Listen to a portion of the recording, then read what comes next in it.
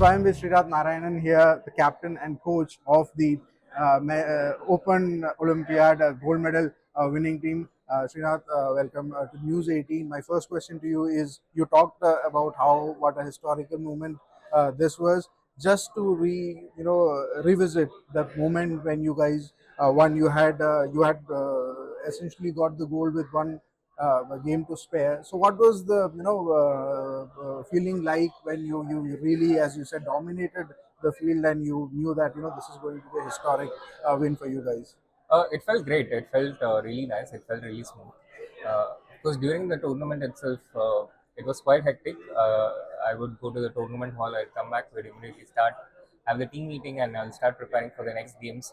But in general, it felt really pleasant that there were not a lot of games where we were in doubt that we would actually win. I think out of the 11 games, there were maybe 3 or 4 games where it was not entirely clear that we were going to win.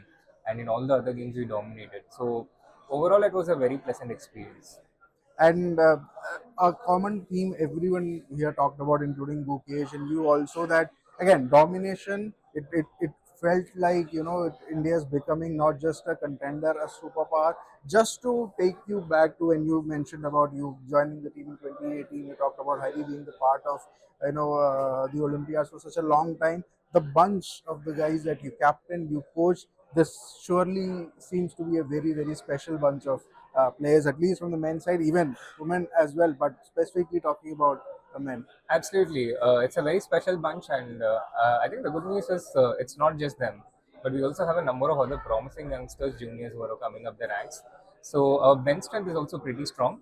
So in that sense, I feel we mirror cricket a bit in terms of being one of the best teams out there right now, the best countries, and also having a strong enough B team, a C team, which can also challenge the best team in the world. Right.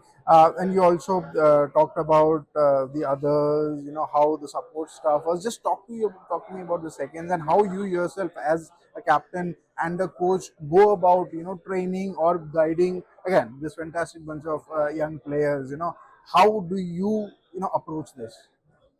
We look at first we decide our team lineup, and then we look at the possible opponents, and we make plans against how we are going to approach each of these opponents. And as captain, I have an overview of all the 4 boards and what a general strategy will be. So this also helps in making decisions on the individual boards on how to approach it, whether you want to approach a certain board in a defensive way and be solid, and let the opponent try things, or whether you want to go aggressive. So this is the general strategy. You decide your team lineup.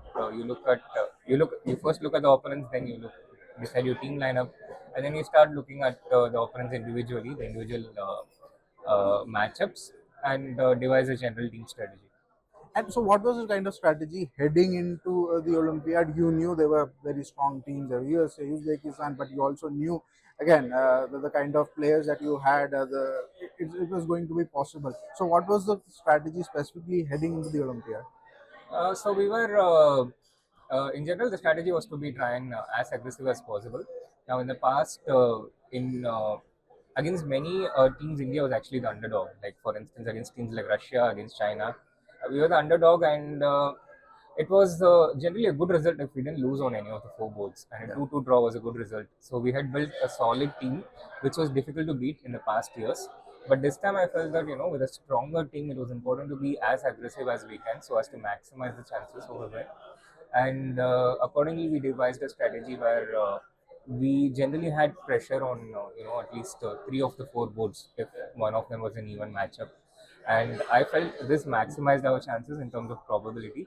When you have like 3 potential games with pressure, the chances of conversion is accordingly higher. And accordingly, we won with a margin of 2 wins or 3 wins in almost every match.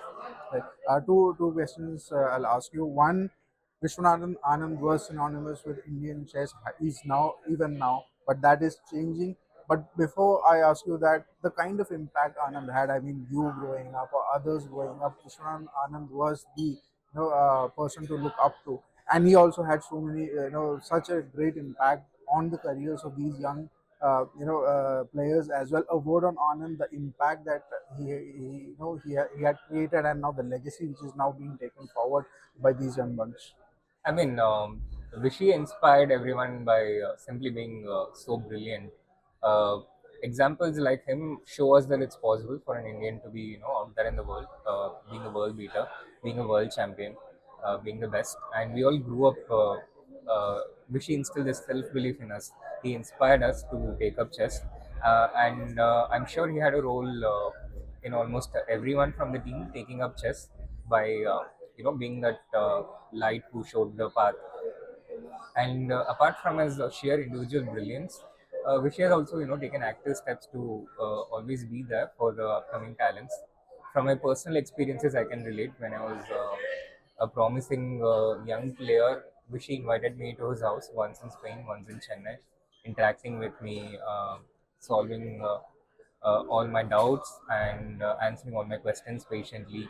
And I was barely like 12 years old when Vishy did such a gesture, which has stayed with me forever. And he's been doing similar things for all the upcoming generations as well.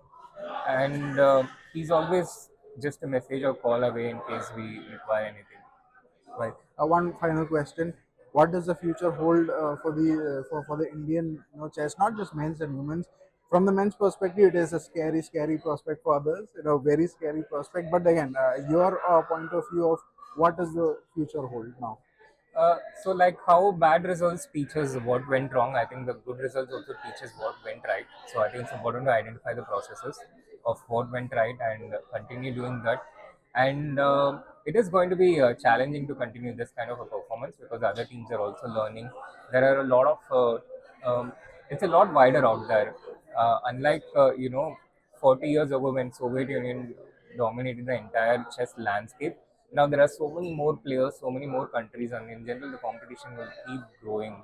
So it is going to be challenging to maintain this, but I do believe that we have a exciting set of talent as well as a very exciting reserve pool of talent.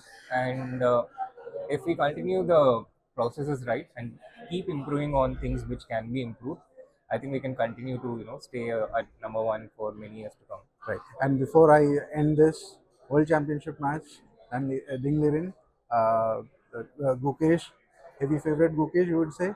Yes, I think it's clearly Gukesh has been playing stronger in recent times, and he certainly starts as a favorite.